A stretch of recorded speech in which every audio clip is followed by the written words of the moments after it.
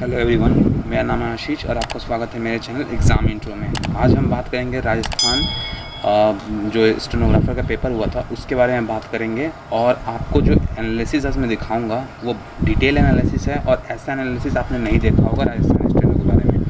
आपके सारे डाउट्स को मैं क्लियर करूँगा आज।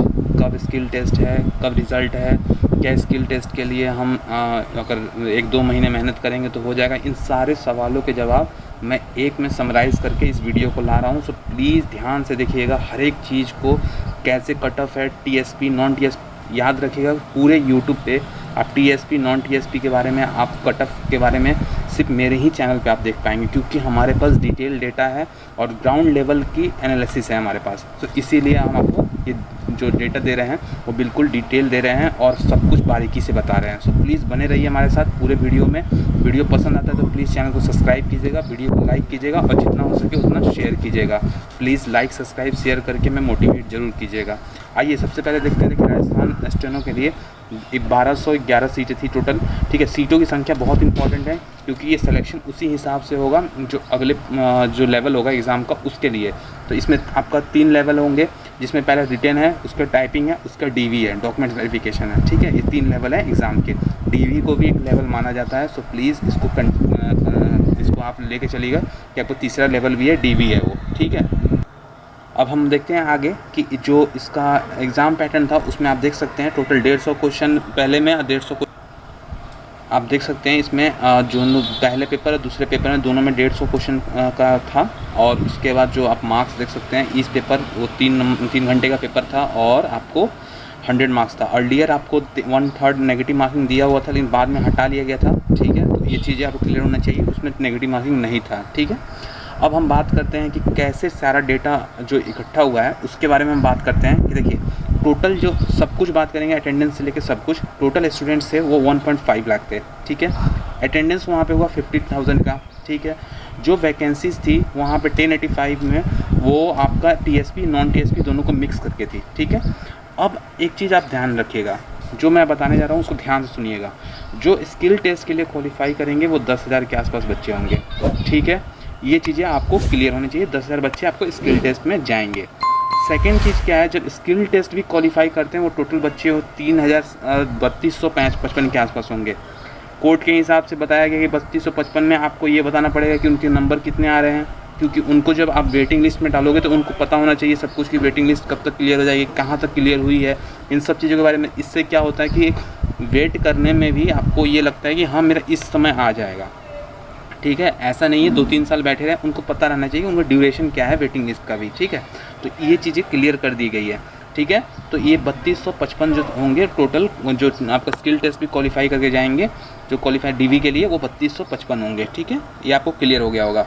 अब हम देखते हैं पहला चीज़, अगर 200 में से हम बात करें तो 140 के ऊपर अगर आपका स्कोर है, यानी आपका 70% से ऊपर है, तो आप 100% सेफ़ हैं। ठीक है, इस बात को गांठ मान लीजिए कि 100% आप सेफ़ हैं, क्योंकि कभी भी राजस्थान में आप देख सकते हैं स्किल टेस्ट में 70% से ऊपर कट ऑफ नहीं गया है स्किल टेस्ट के पास।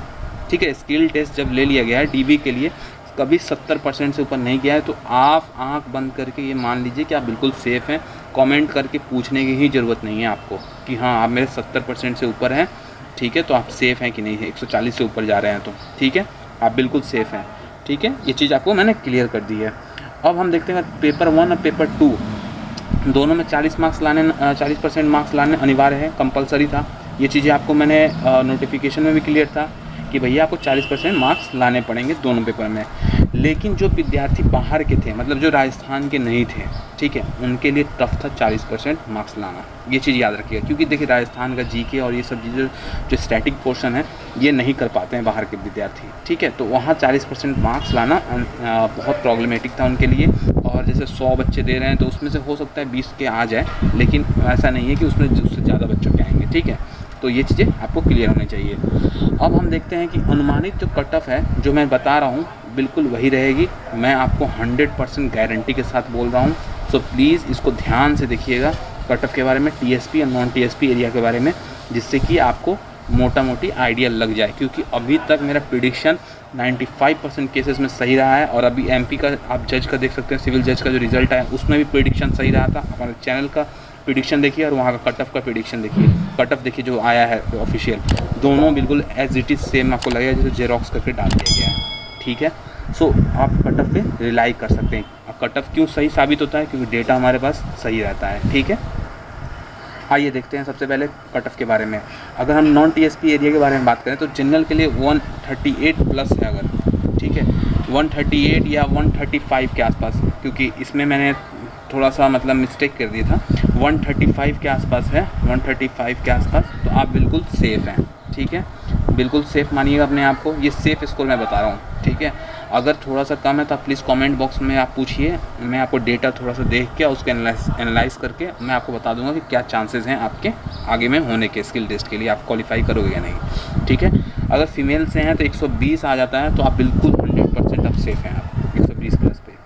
उसके बाद देखिए EWS पे 127 प्लस पे आप बिल्कुल सेफ़ हो जाएंगे, कोई सोचने की बात ही नहीं है कि आपका होगा या नहीं होगा, बिल्कुल सेफ़ हो जाएंगे। ठीक है, और कैटेगरी का फ़ायदा उन्हीं को मिलेगा जो राजस्थान से हैं, तो ये भी क्लियर होना चाहिए। और जो 115 प्लस हैं वो बिल्कुल फीमेल कैटेगरी से EWS से बिल्कुल सेफ़ हैं, तो उसके लिए सोचने की बात नहीं है। OBC की बात करें तो 123 प्लस पे आप बिल्कुल सेफ़ हैं। 100 जो मैं ये बता रहा हूँ ये 100% सेफ़ स्कोर बता रहा हूँ मैं, इसमें डाउट नहीं है कि हाँ होगा या नहीं होगा, ये 100% सेफ़ है। ठीक है, अगर मैं OBC फीमेल की बात करूँ तो 112 प्लस पे आप सेफ़ हैं। अगर SC से बात करूं 110 प्लस अगर हैं मेल कैटेगरी से तो आप बिल्कुल सेफ़ हैं, और अगर फीमेल से 98 प्लस हैं अगर तो आप बिल्कुल सेफ़ हैं टोटल 200 में से। अगर हम बात करें ST की तो 100 प्लस पे आप बिल्कुल सेफ़ हैं, और फीमेल कैटेगरी से 93 प्लस हैं तो बिल्कुल सेफ़ माने जाएंगे। अब नॉन TSP एरिया के बारे में बात करेंगे, जिसके बारे में कोई नहीं बात करता है क्योंकि उनके पास डेटा नहीं रहता है। मेरे पास डेटा है तो मैं बात कर रहा हूँ। देखिए सॉरी TSP एरिया के बारे में, TSP एरिया में क्या है, जनरल कैटेगरी से अगर हैं आप तो 105 प्लस है तो आपको बिल्कुल 100% आप सेफ़ मानिए अपने आप को, और फीमेल कैटेगरी से 96 प्लस पे आप 100% सेफ़ हैं। ठीक है, अब हम बात करें कि SC कैटेगरी से तो 95 प्लस पे आप बिल्कुल सेफ़ हैं, और फीमेल कैटेगरी से 86 प्लस पे आप बिल्कुल 100% सेफ़ हैं आप वहाँ पे।